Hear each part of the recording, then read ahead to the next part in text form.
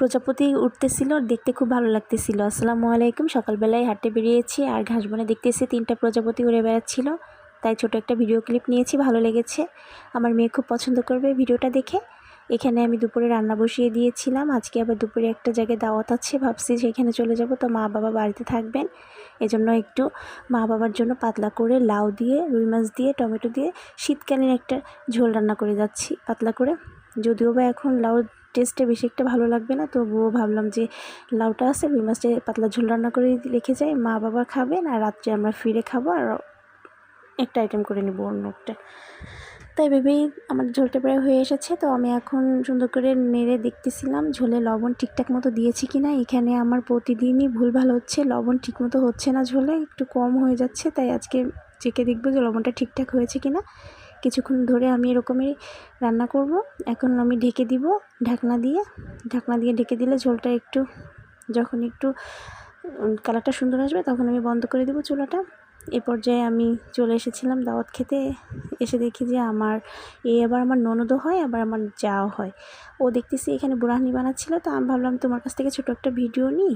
আমি যখন বাসায় বুড়ানি বানাবো তখন তোমার ভিডিও ক্লিপটা দেখে আমি শিখে নেবো। ও হাসতেছিল, বলতেছিল না ভাবে আপনি ভালো পারেন। ও একটু আমাকে পাম্পটি দিচ্ছিল, তাই আমি ছোট করে একটা ভিডিও নিয়েছি ওর এই বুড়ানি থেকে। তো বুড়ানি যখন দইটা ঢালতেছিল তখন সুন্দর একটা ফ্লেভার আসছিল। বুড়ানি যদিও বা সুন্দর করে মিক্সার হয়নি, কিন্তু মোটামুটি স্বাদটা ভালোই এসেছিলো। আমি আগেও একবার ওর বুড়ানি বানানো খেয়েছি, ভালো লেগেছে।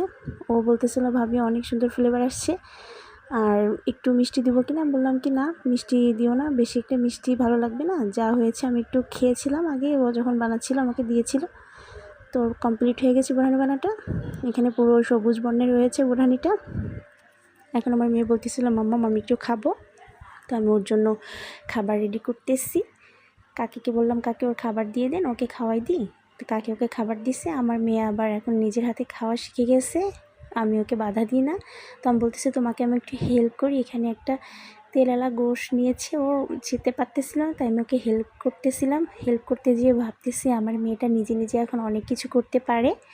তো মাশাআল্লাহ আমার মেয়ে দেখতে দেখতে বড় হয়ে গেছে, ও নিজের হাতেই খাইতেছে, আর আমি ওকে একটু সাহায্য করতেছিলাম। এখন ওর খাওয়া শেষ হয়ে গিয়েছে, বাসায় এসে বলতেছে মাম্মা আমি একটু কেক খাবো। তো আমি ভাবলাম যে ওকে একটু কাপ কেক বানিয়ে দিই।